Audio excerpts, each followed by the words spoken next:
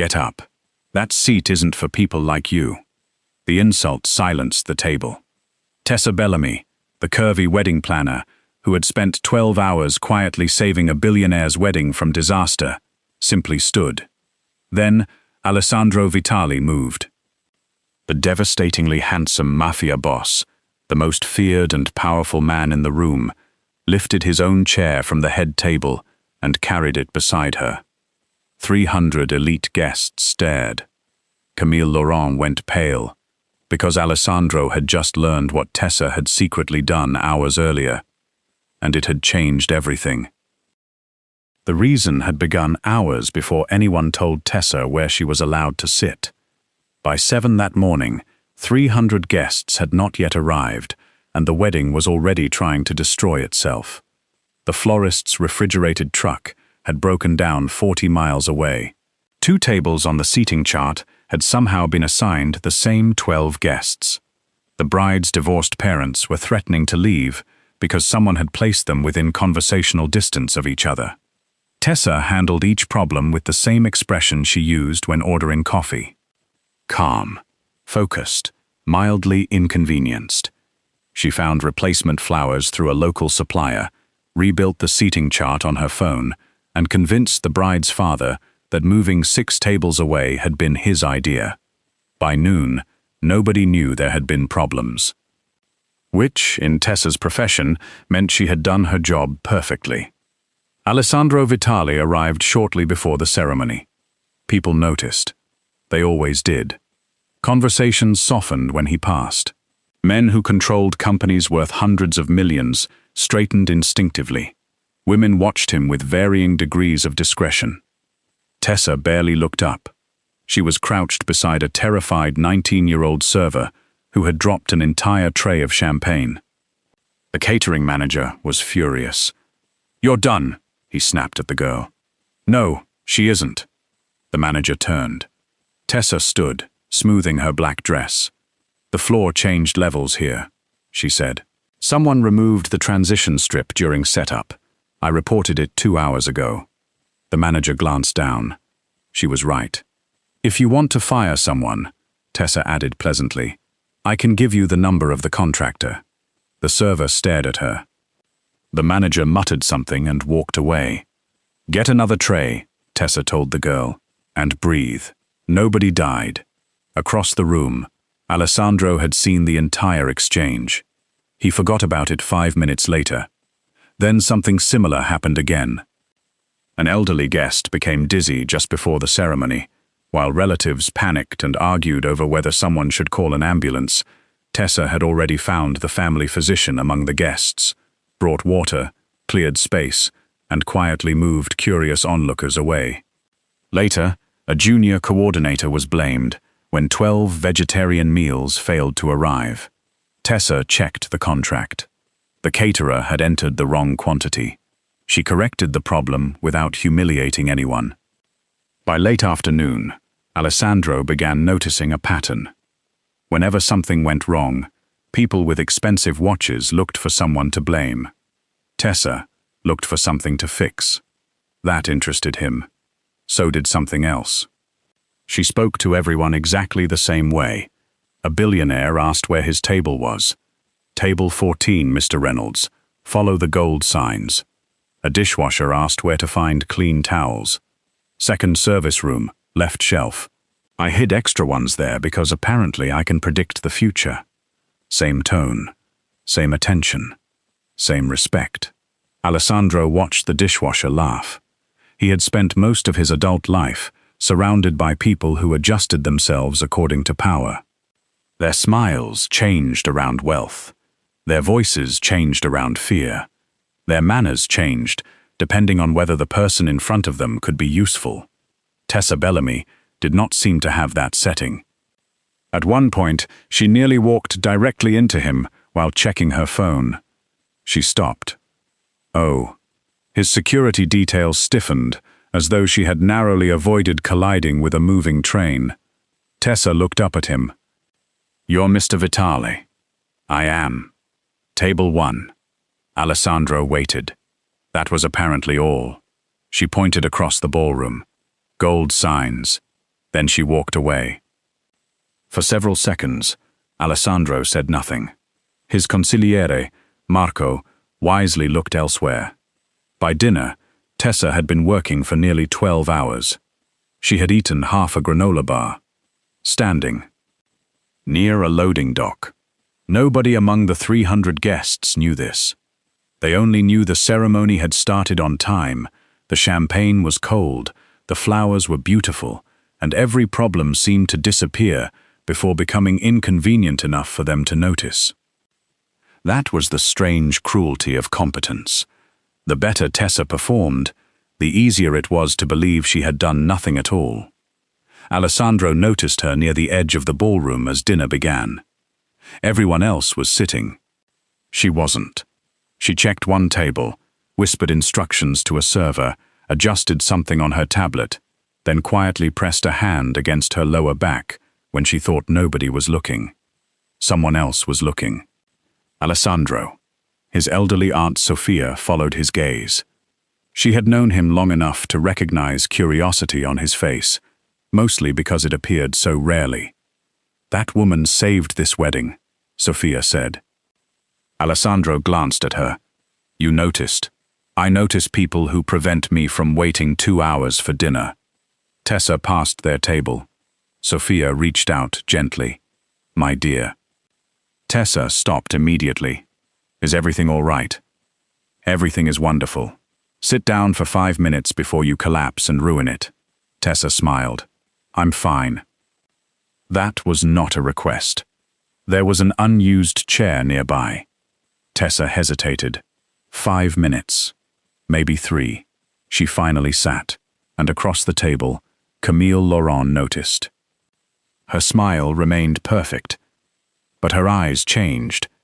Because in Camille's world, chairs were never just chairs. They told everyone exactly where they belonged, and Tessa Bellamy had just sat in the wrong one. Camille waited until the conversation around the table had softened. Then she smiled at Tessa.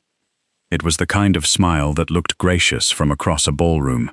"Excuse me," she said. "I believe there's been some confusion." Tessa looked up.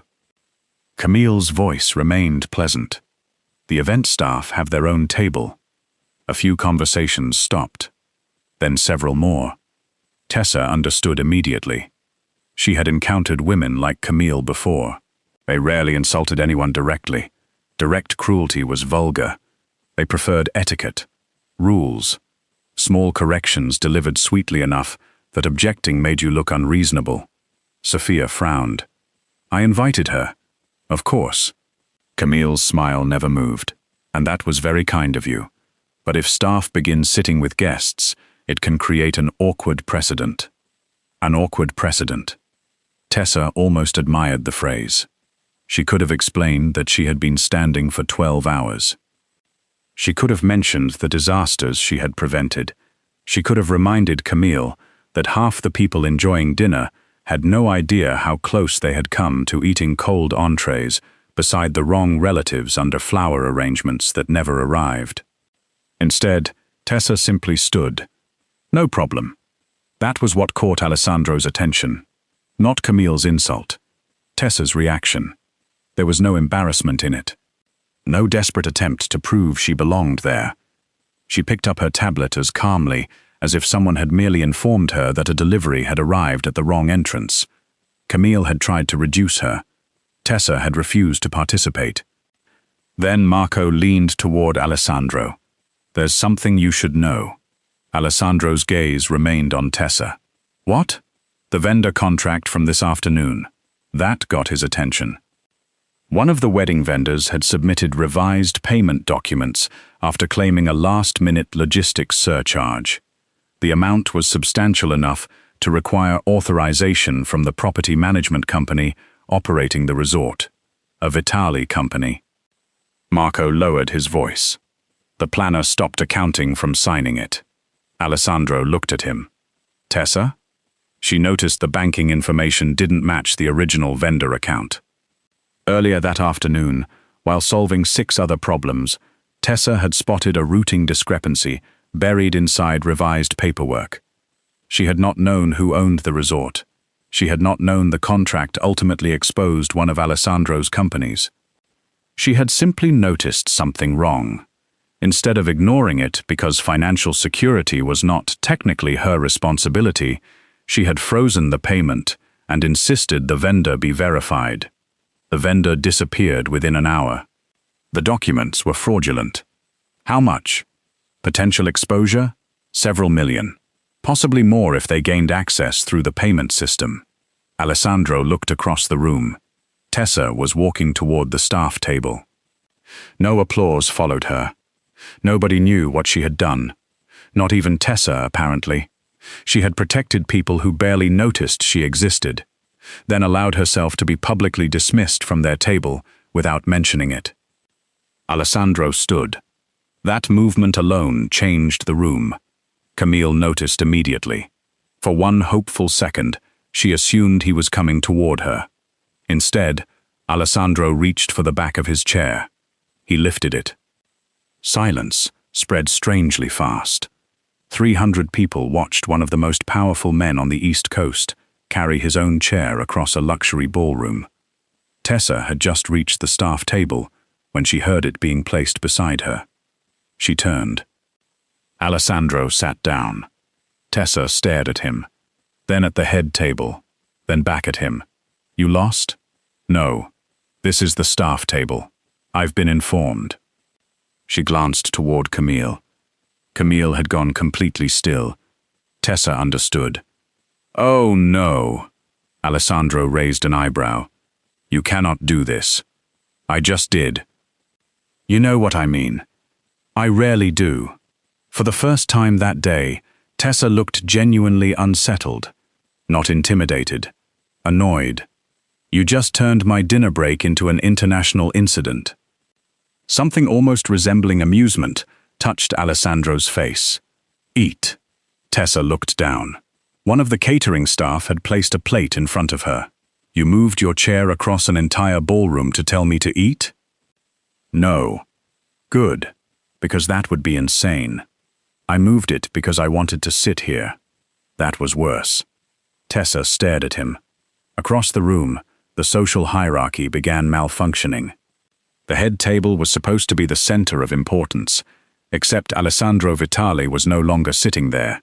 A senior investment executive watched him for approximately 30 seconds before quietly picking up his wine glass. Then he walked toward the staff table. Another businessman followed. Then a hotel owner. Within minutes, men who had probably never voluntarily entered an employee break room were suddenly discovering a passionate interest in sitting beside caterers. A junior server stared in horror as a billionaire asked whether the empty chair beside her was taken. Tessa watched the migration. Her lips pressed together. Alessandro noticed. You find something amusing? No. A shipping executive dragged over another chair. Tessa looked away. Her shoulders moved. You're laughing. I am absolutely not. A wealthy developer arrived carrying his own plate. There were no chairs left. He stood uncertainly beside a dishwasher. That broke her. Tessa laughed. She tried to stop. She couldn't. It was not elegant laughter. It was exhausted, helpless laughter from a woman who had spent 12 hours preventing rich people from behaving irrationally and had finally encountered a problem too ridiculous to fix. Alessandro watched her. For most of his life, people had reacted to him with caution. Respect, fear, calculation. Tessa Bellamy was laughing because his presence had accidentally caused a migration of billionaires toward a staff table. And somehow, he preferred that reaction to all the others. You realize, she whispered, none of these people wanted to sit here 5 minutes ago. I noticed. They think wherever you sit becomes the important table. They may be right. Tessa looked around at the suddenly crowded employees section. No, they're definitely idiots. Alessandro smiled. It was small, but Camille saw it from across the ballroom. So did Marco. Marco had worked beside Alessandro for 11 years. He had seen him negotiate acquisitions, survive betrayals, destroy competitors, and stare down men twice as loud as himself, without changing expression. He had almost never seen him smile, because someone called a room full of billionaires idiots. Tessa finally ate. Alessandro did not tell her what he had learned about the fraudulent contract. Not yet. He wanted to understand something first. Why did you stop the payment? Tessa paused. What payment? The vendor paperwork. Oh, that. She took another bite. The bank information changed. You noticed. It was in the paperwork. There were hundreds of pages of paperwork today. Yes. Alessandro waited for something more. There wasn't anything. You didn't know whose company was exposed? No. If you had. Tessa shrugged. I still would have stopped it. Why? Now she looked at him as if the question itself were strange. Because it was wrong. That answer stayed with him. Not because it was profound. Because to Tessa, it wasn't. She had protected a frightened server because blaming her was wrong. She had defended a junior coordinator because blaming him was wrong. She had stopped a fraudulent payment because signing it was wrong. And when Camille humiliated her publicly, Tessa had not demanded that anyone validate her worth. She already knew it. For a man accustomed to people measuring every decision against what they might gain, Tessa Bellamy was becoming unexpectedly difficult to categorize. Dinner ended. The wedding continued. Tessa returned to work. Alessandro returned to being Alessandro Vitali. By midnight, they should have returned permanently to separate worlds. There was no logical reason for the Mafia boss to see the wedding planner again. 3 days later, Alessandro discovered that one of his hotels apparently had an urgent problem. It needed an event planner, specifically Tessa Bellamy. And over the next several weeks, an extraordinary number of problems requiring her professional expertise would begin appearing throughout the Vitali business empire. 3 days later, Tessa received an email from the Vitali Grand Hotel requesting a consultation for an upcoming corporate gala. She accepted without thinking much about it. The hotel was prestigious, the budget was excellent, the event was complicated enough to be interesting.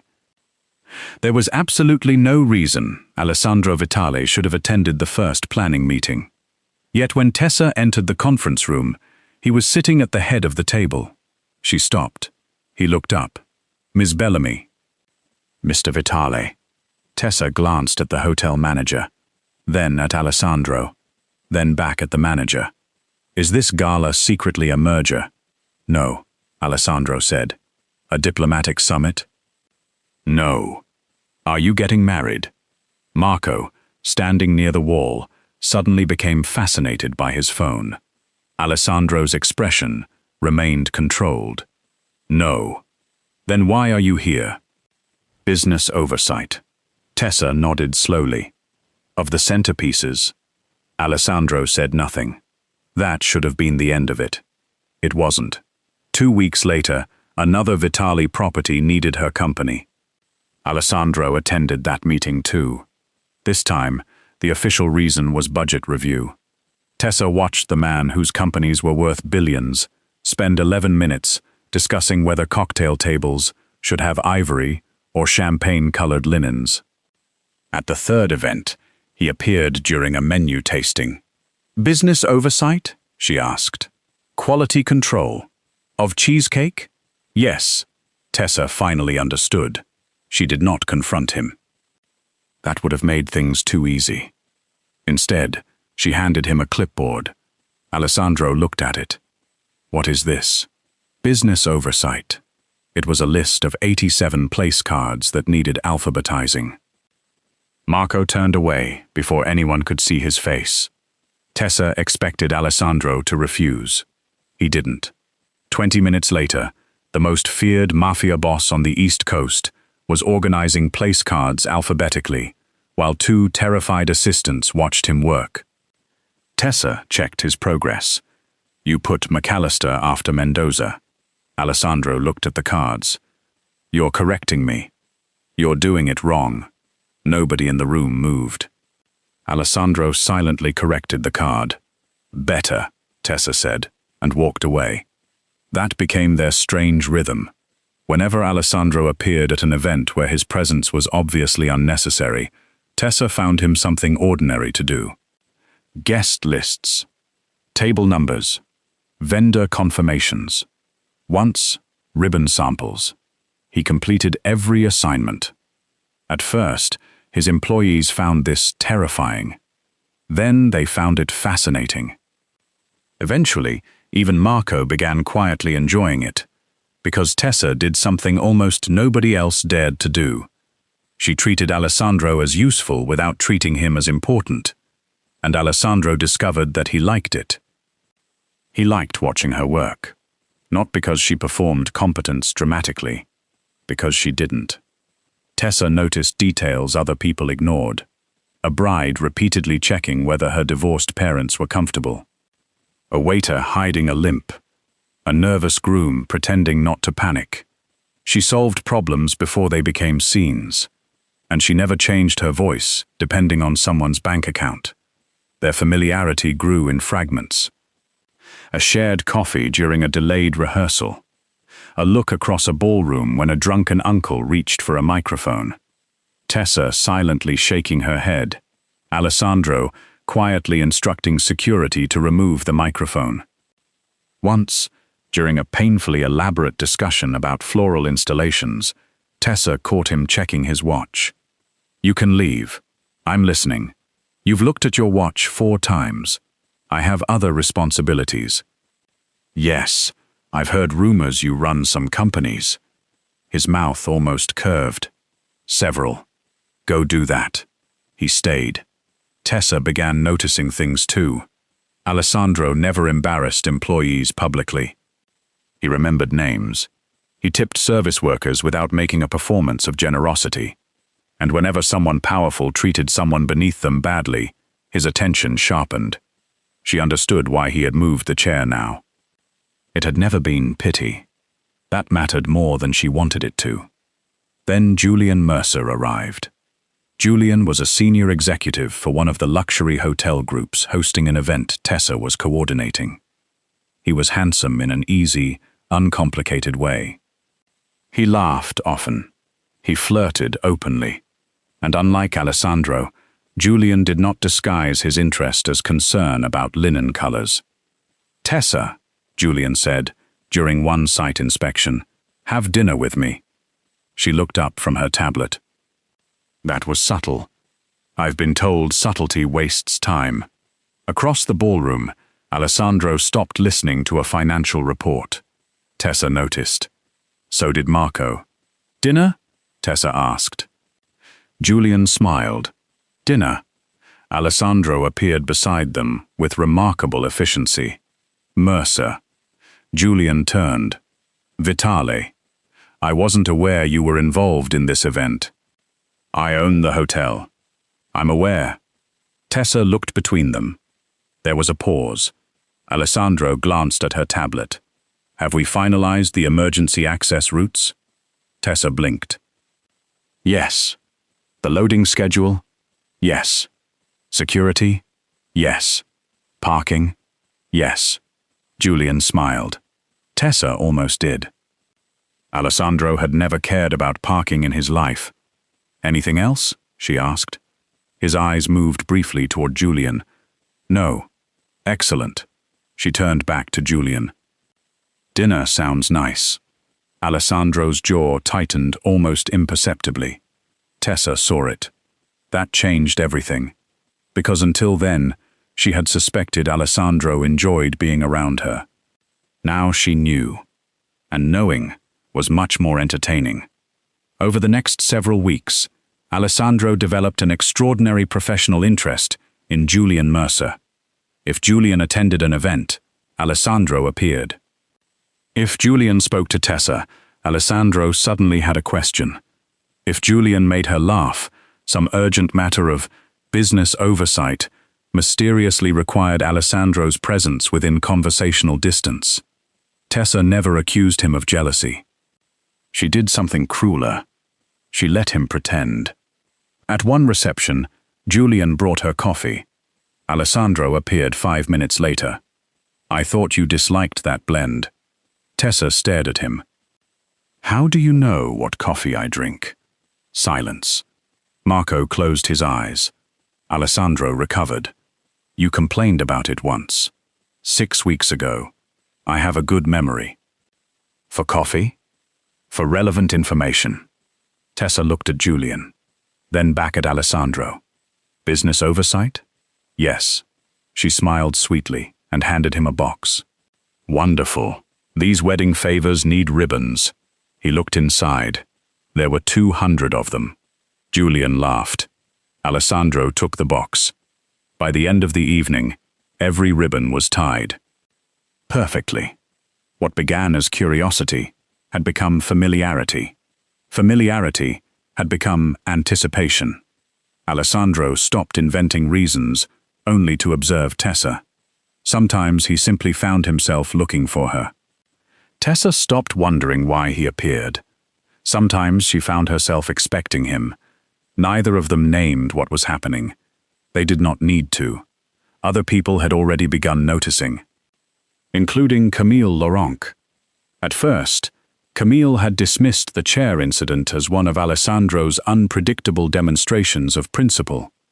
Then she heard about the meetings, the galas, the hotel events, the increasingly absurd frequency with which Alessandro Vitali had apparently developed opinions about weddings. Most importantly, she saw the way he looked at Tessa, not with charity, not amusement, interest, respect, something warmer beginning beneath both. Camille understood social hierarchy better than almost anyone, and she understood that hierarchies became dangerous when powerful people stopped obeying them. So at an engagement celebration several weeks later, she decided to remind everyone exactly who Tessa Bellamy was. Not Alessandro, not privately. Everyone. And this time, the insult would be delivered so elegantly that nobody could accuse Camille of insulting her at all. The engagement celebration was exactly the kind of event Camille understood. Not because she had organized it. Tessa had. Camille understood something else far better. Rooms. Who entered first? Who received introductions? Who was seated near power? Who was acknowledged? Who was expected to remain useful and invisible? By then, Tessa had spent months moving comfortably through rooms like this, without ever pretending they belonged to her. That, somehow, irritated Camille more than ambition would have. Tessa was near the dining room entrance when Camille approached with 2 women from prominent families. Tessa! Tessa looked up from her tablet. Camille, what a beautiful evening. Thank you. You really are extraordinary at this. The compliment was loud enough for nearby guests to hear. Tessa recognized the setup immediately. Camille continued, I was just telling everyone what wonderful help you've been to all of us. There it was. Help. A harmless word. Almost. One of the women smiled politely. Camille touched Tessa's arm with practiced warmth. It must be strange, though. What must? All the attention lately. Tessa waited. Camille lowered her voice, just enough to suggest intimacy, while remaining perfectly audible. Alessandro has always been generous with people who work for families close to him. I only hope nobody has misunderstood his kindness as something more personal. Several people nearby became very interested in conversations they were no longer having. Across the room, Alessandro turned. He had heard enough. His first instinct was immediate. End it. One sentence from him could do that. Possibly one look. Then Tessa glanced toward him. Their eyes met. She gave the smallest shake of her head. Don't. Months earlier, Alessandro had moved a chair. This time, she did not need him to move anything. Tessa placed her tablet on a nearby table. You know what's interesting about weddings? She asked. Camille smiled cautiously. I'm sure you'll tell me. I've worked with families who spend more on flowers than most people earn in 5 years. A few guests looked over. I've watched people arrive in cars worth more than houses, I've planned dinners where one bottle of wine costs more than my first office lease. Camille's smile tightened. And I've learned something. Tessa's voice never rose. The people with the most class are almost never the ones who spend the most time proving they have it. Silence spread. Camille's expression changed. Only slightly. Tessa continued.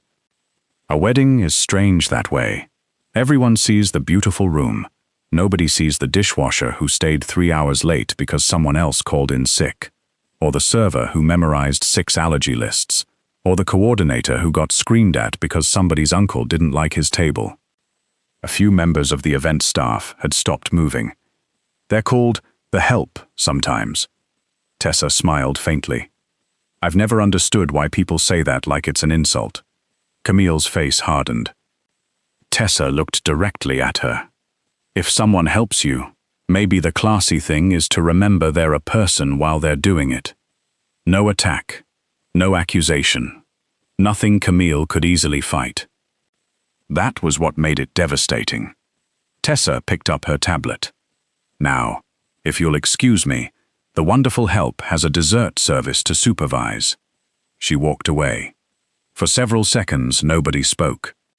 Then Sofia Vitali quietly lifted her champagne glass. To the help.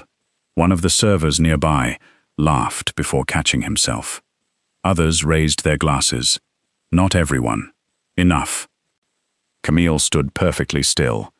Her attempt to establish hierarchy had produced the opposite result. Alessandro had not said a word. He watched Tessa cross the room. Something in his expression had changed. At the first wedding, he had admired how calmly she endured humiliation. Tonight, he admired something more important. She had defended herself without becoming cruel. She had defended everyone standing behind her, too. Later, he found her near the service corridor. You told me not to interfere. You noticed. I notice relevant information. Tessa smiled. That line again?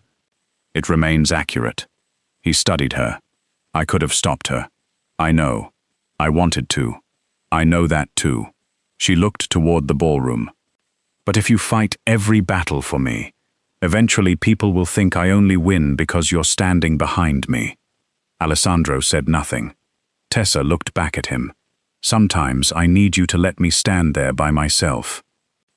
For a man who had built his life around control, protection had always meant action. Remove the threat. Solve the problem. Use power. Tessa was asking him to understand another kind of protection. Restraint. Respect. Trust. I'm learning, he said.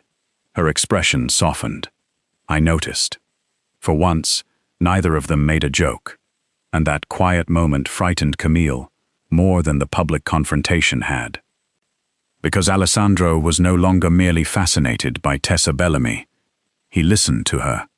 Weeks later, Tessa received the biggest opportunity of her career. The Ashford wedding. 2 political families. International guest. Multiple venues. A contract large enough to transform Bellamy Events from a respected boutique company into one of the most sought-after luxury planning firms in the region. Tessa spent 3 days preparing her proposal. She won the contract. Or thought she had. Then came the private meeting. The bride's mother closed the conference room door. There is one concern. Tessa already disliked the sentence. The family representative folded his hands. Your association with Mr. Vitali. Tessa became still. My company has worked on events at several Vitali properties. That isn't what we mean. Of course it wasn't. The bride's mother smiled awkwardly. There has been gossip. Tessa waited. The representative continued. The photographs, the dinners, his appearances at your events. And we are planning a very traditional celebration. Tessa almost laughed.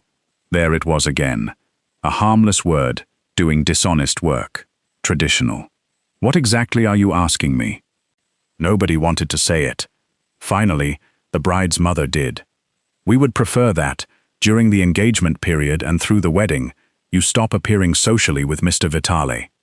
Tessa stared at her. The woman rushed to soften it. "This isn't personal. It sounds surprisingly personal. Our guests are extremely prominent. So are Alessandro's. That's not the issue." Tessa understood then. It was not merely that Alessandro was a mafia boss. It was the spectacle they believed she created beside him. A woman like Tessa. A man like Alessandro. Too visible. Too unexpected. Too easy for gossip columns to turn into entertainment. The representative shifted uncomfortably. "We simply don't want the event to feel..." He stopped. Tessa waited. Common. There it was. The room became very quiet. The contract was worth more than anything her company had ever signed. It would allow her to hire permanent staff, open a larger office, take projects she had spent years working toward. All she had to do was agree. Alessandro did not know about the condition. He had not asked her to sacrifice anything. Nobody outside this room might ever know. Tessa closed the contract folder. "No." The bride's mother blinked. "Perhaps you should take some time." "I don't need time. You understand what you're giving up?" "Yes." Tessa stood. "That's why the answer matters." She walked out without the contract. For the first time in years, she cried in her car. Not because she regretted the decision. Because dignity could be expensive even when you knew exactly what it was worth. And Tessa had just received the bill. She told her employees the contract had fallen through. She did not tell Alessandro. Camille did. At a charity dinner 2 weeks later, publicly. "What a shame about the Ashford wedding," Camille said. Alessandro looked at Tessa. Tessa's expression told him immediately that something was wrong. Camille continued. "Such an enormous contract to lose over something so unnecessary." "What are you talking about?" Alessandro asked. Tessa closed her eyes briefly. Camille smiled. "They asked her to stop seeing you." The table went silent. Alessandro turned slowly toward Tessa. "They did what?" "It's handled." "No." His voice became quieter. "That was worse." "How much was the contract?" "Alessandro." "How much?" Camille watched with satisfaction. This was the ending she expected. The billionaire would write a check. The wedding planner would be compensated. Everyone would be returned to their proper position. Alessandro reached for his phone. Tessa put her hand over it. "No." He looked at her. "I can replace the contract." "I know. I can give your company 10 contracts larger than that one." "I know." "Then why?" "Because I don't want them." That stopped him. Tessa removed her hand. "I didn't turn down their money, so I could take yours."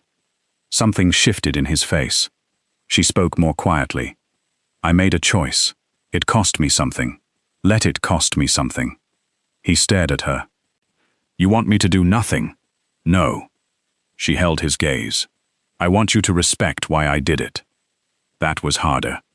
Alessandro could replace money, destroy obstacles, open doors, close them.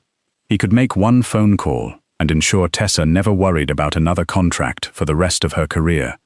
But doing that now would turn her principal into another thing his power had purchased. So Alessandro put his phone down. Camille's satisfaction disappeared, because Tessa had just refused the one thing Camille assumed every woman wanted from Alessandro Vitali: access to his power. And Alessandro had done something perhaps even more surprising. He had listened. The story should have ended there. It didn't. 3 days later, the Ashford family discovered that several Vitali-owned companies were reconsidering future events at their properties. Alessandro insisted he had issued no threat. Technically, that was true. Powerful people were simply very talented at anticipating what powerful men might dislike. The Ashfords panicked. They contacted Tessa. The original contract was restored. The fee was increased. No conditions. Tessa listened to the offer, then added one condition of her own. The family representative sounded stunned. You want an apology? Yes. To you? No. That confused him. Tessa looked through the glass wall of her office at her team. The assistants who worked 18-hour days. The coordinators who absorbed insults with smiles. The people wealthy clients often remembered only when something went wrong. To my employees. The room went silent. If you want Bellamy events, Tessa said, you will meet my team, and you will apologize for suggesting that the people who create your celebration make it common.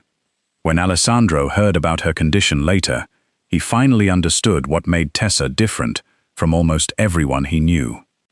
Given access to power, most people used it to move themselves closer to the important table. For Tessa used it to make room for everyone who had been told they belonged somewhere else.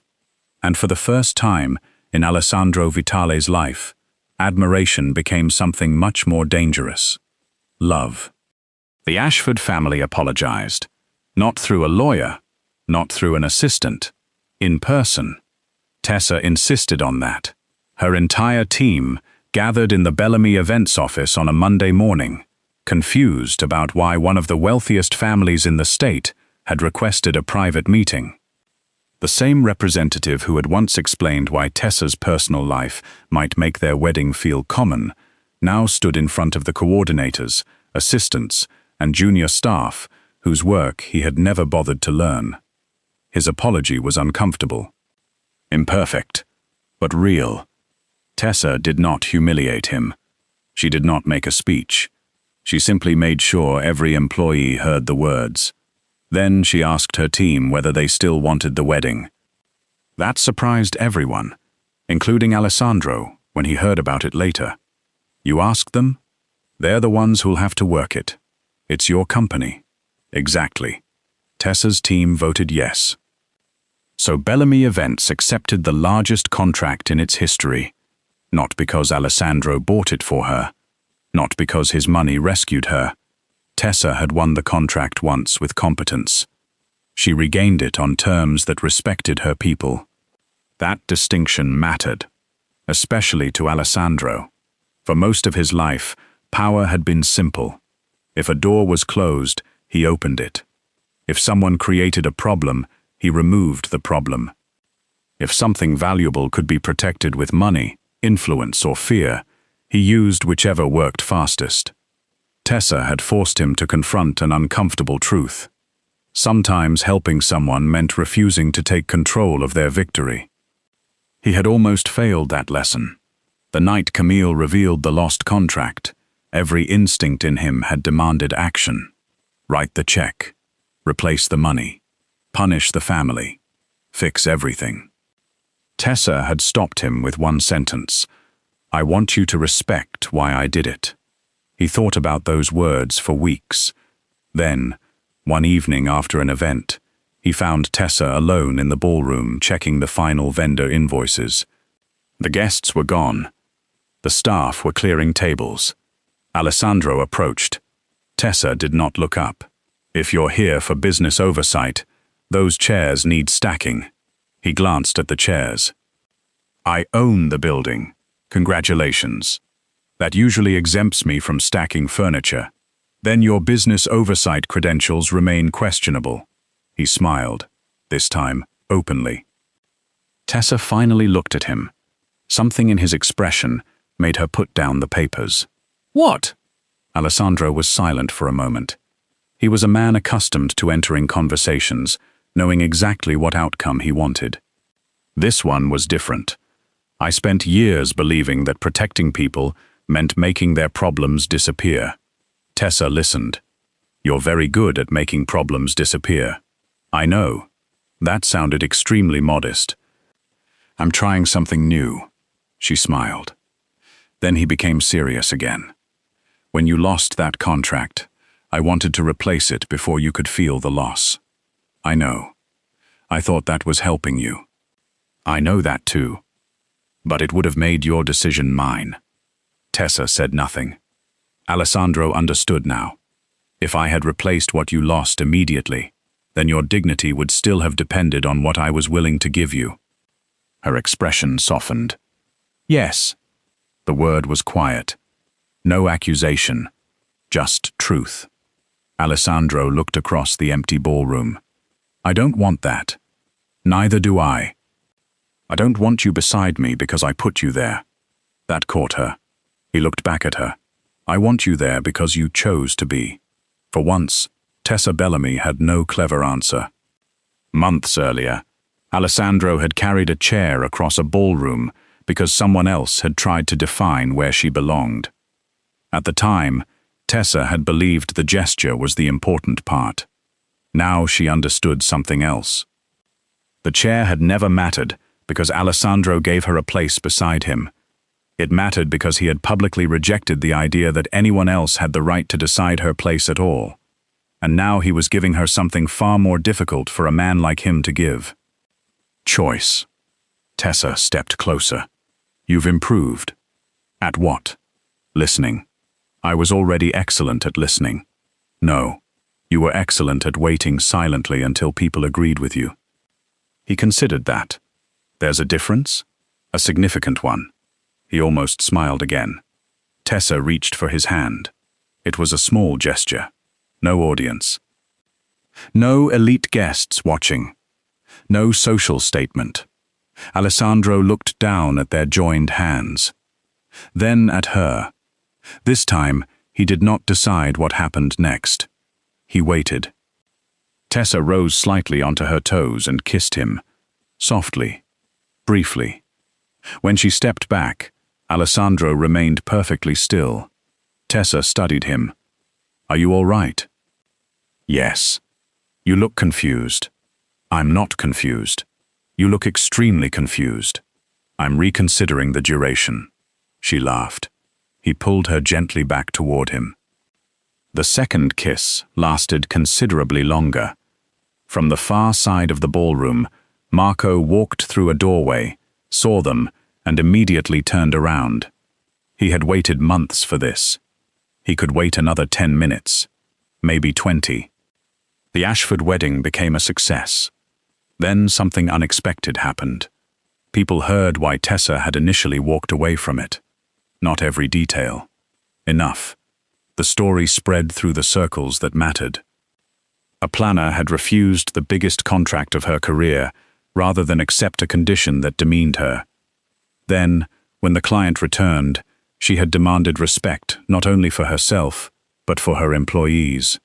Some people thought she was difficult. Better people thought she was exactly who they wanted managing the most important events of their lives. Bellamy events began receiving calls. Then more calls. Within months, Tessa hired additional coordinators. She moved into a larger office. Her waiting list grew. Alessandro never invested, never purchased a stake, never quietly bought her building. He considered all three. Tessa somehow discovered this.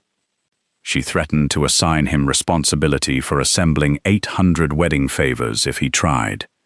He believed her, but so he did something much harder. He watched her succeed without trying to own any part of the success. And Tessa, in return, allowed him into the parts of her life that could not be purchased. Her exhausted late-night dinners, her terrible habit of forgetting where she left her keys, her Sunday mornings, her worries. Her jokes, her trust. Camille watched all of it, from increasingly irrelevant distances. She had spent years believing the woman who belonged beside Alessandro Vitali would need the correct family, the correct body, the correct social connections, the correct seat. She had misunderstood him. More importantly, she had misunderstood Tessa.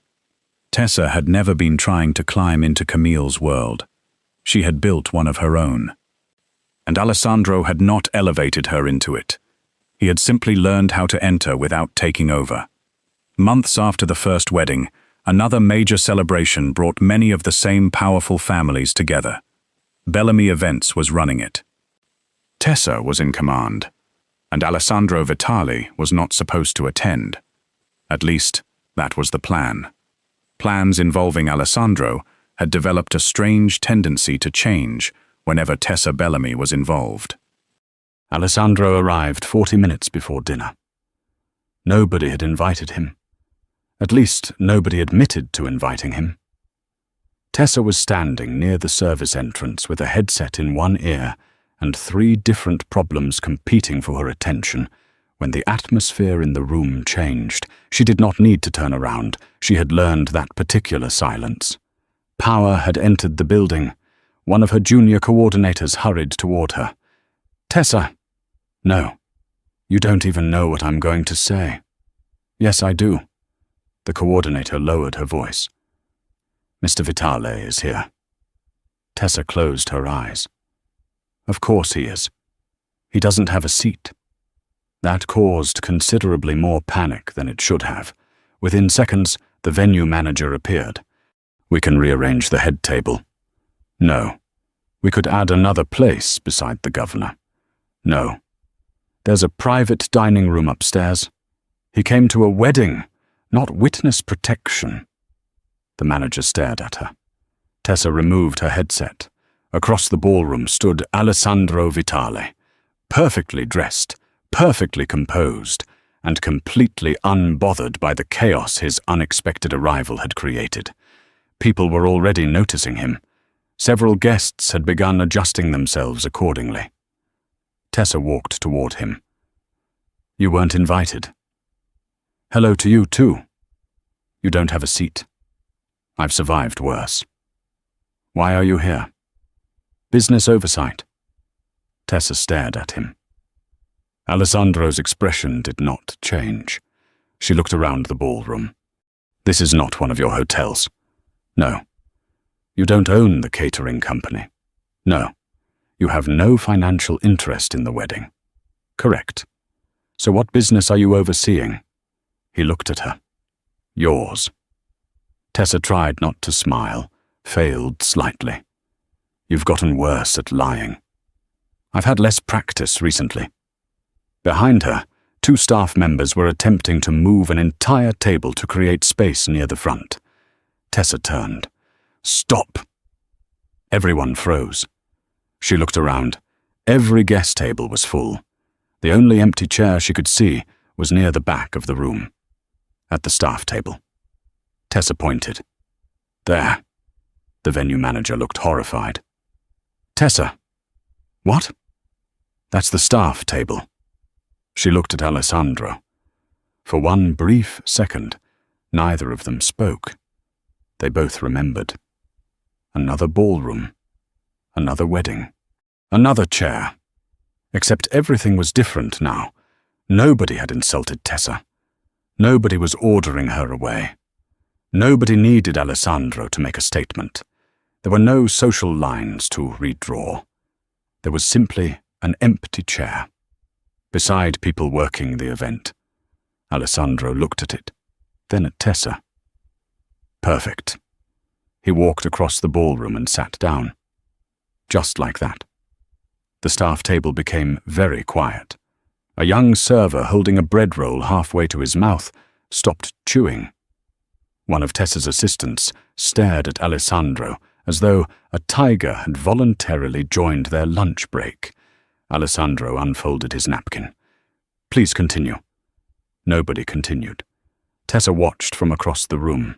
Months earlier, executives had followed Alessandro to the staff table because they believed importance moved wherever he moved. This time, nobody followed, and that made the moment better. He was not performing. He was not correcting anyone. He had nothing to prove. He simply sat where there was room. Tessa returned to work. The ceremony moved into dinner without disaster. Almost. A missing vegetarian entree was replaced. A 5-year-old flower girl disappeared and was found beneath a dessert table, eating frosting. The groom's uncle attempted to request a microphone. Tessa prevented that catastrophe personally. For nearly 2 hours, Alessandro remained at the staff table. He spoke with a lighting technician, asked a server about college, listened while one of Tessa's coordinators complained about a florist who believed delivery windows were philosophical suggestions. Nobody around him seemed comfortable for the first 20 minutes. By the end of dinner, someone had asked him to pass the bread. He did. No empire collapsed. Finally, Tessa got a break. 7 minutes. Possibly 8 if nobody got divorced before dessert. She walked toward the staff table. There was one empty chair. Beside Alessandro. Of course there was. Tessa sat. You stayed. You sound surprised. You've been sitting beside the catering team for 2 hours. They're interesting. More interesting than the head table? Considerably. Tessa smiled. For a moment, they simply watched the room. Her room, in a way. Not because she owned the venue, because everywhere Tessa looked, she could see evidence of something she had built. Her coordinators moved confidently through the crowd. Her assistants solved problems without waiting for permission. Clients trusted her. Employees trusted her more. Bellamy Events was no longer the small company wealthy families hired and forgot. Her reputation had changed. Not because Alessandro had placed her beside powerful people, because Tessa had become powerful in the only way that mattered to her, on her own terms. Alessandro understood that now. He had learned to stand beside her without standing in front of her. Tessa leaned back. Tired? He asked. Extremely. Have you eaten? She looked at him suspiciously. Don't start. You haven't? I had almonds. That is not dinner. It was 12 almonds. A feast. I appreciate your support. A server placed a plate in front of her. Tessa looked at Alessandro. He looked innocent. You did this. I have no idea what you mean. You ordered me food. An outrageous accusation. She picked up her fork. You're becoming controlling again. I'm ensuring basic human survival. Business oversight? Exactly. Tessa laughed. Alessandro looked at her. Then, without saying anything, he shifted his chair slightly closer. Tessa noticed. She said nothing. A minute later, movement near the ballroom entrance caught her attention. Julian Mercer had arrived. He spotted Tessa, smiled, and began walking towards them. Tessa felt Alessandro's chair move again. Closer. She slowly turned her head. Alessandro was looking straight ahead. Did you just move your chair? No. You absolutely moved your chair. The floor is uneven. Tessa looked down. The floor is marble. A structural issue? Alessandro. He picked up his water. Perhaps you should contact the venue. Julian was getting closer. Alessandro's chair moved another inch. Tessa stared at him. The most feared Mafia boss on the East Coast, a man who could silence boardrooms by entering them, was attempting to defend his romantic territory with furniture. She began laughing. Alessandro frowned. I fail to see what's amusing. Nothing. You're laughing? I am absolutely not. It was the same lie she had told him at the first wedding. That made her laugh harder. Julian reached the table. Tessa. Julian. He glanced at Alessandro. Vitali. Mercer. There was a pause. Julian looked at the tiny amount of space remaining between their chairs, then at Tessa. His smile widened. I was going to ask you to dance. Alessandro's expression became perfectly neutral. Tessa considered the invitation with exaggerated seriousness. She could almost feel the jealousy radiating beside her. Then she looked at Alessandro. Months ago, he had moved his chair across a ballroom. That gesture had changed everything. At the time, 300 people had watched. They had assumed the story was about a powerful man publicly choosing a woman everyone else had dismissed. But that had never been the whole story. Alessandro had noticed Tessa because she treated powerless people with dignity. Tessa had noticed Alessandro because, beneath all his power, he was capable of recognizing character when everyone else was measuring status. Neither had rescued the other. They had changed each other. Tessa taught Alessandro that love was not another form of possession. that protecting someone sometimes meant respecting their right to fight their own battles. That power was not proven by controlling where someone stood. Sometimes it was proven by making room, and Alessandro had given Tessa something she had never asked for, but had quietly deserved. Not status, recognition, not permission to belong. Proof that the right person would never require her to prove she belonged in the first place. Tessa looked back at Julian. Maybe later? Julian laughed. I know when I'm defeated. You're not defeated, Tessa said. Beside her, Alessandro relaxed slightly. You're just being aggressively outmaneuvered by a chair. Julian looked at Alessandro, then at the chair. I see. He walked away, laughing. Alessandro remained dignified for approximately 3 seconds. Maybe later? Tessa turned toward him. Oh, this is going to be fun. What does maybe later mean? It means maybe later. You don't dance at weddings. I dance sometimes. I have never seen you dance. You've also never seen me scuba dive. That doesn't mean I can't. Do you scuba dive? No. That is irrelevant. Tessa laughed again. Then she reached beneath the table and took his hand. Alessandro stopped talking. Around them, the wedding continued. Glasses clinked. Servers moved between tables. Music filled the room. Nobody stared at them. Nobody cared where they were sitting. And that was exactly how Tessa wanted it. At the first wedding, Camille had told her that a certain chair was not for people like her. Alessandro had responded by moving his own. Back then, the gesture had been public, defiant, a declaration that status could be rearranged with something as simple as choosing where to sit. But tonight, there was no Camille. No humiliation. No audience waiting for a statement.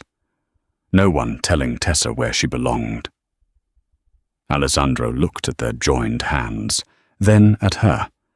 You know, Tessa said, there are much better seats available. I know. The head table has excellent champagne. I know. And you're sitting beside a box of spare napkins. He glanced at the box. I've endured worse. Tessa smiled.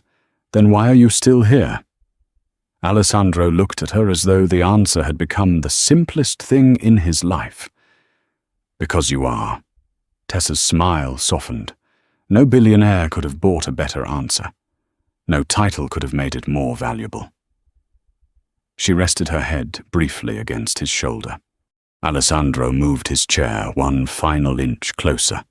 This time, she let him pretend it had been the floor. Because real status had never been determined by which table someone was allowed to sit at.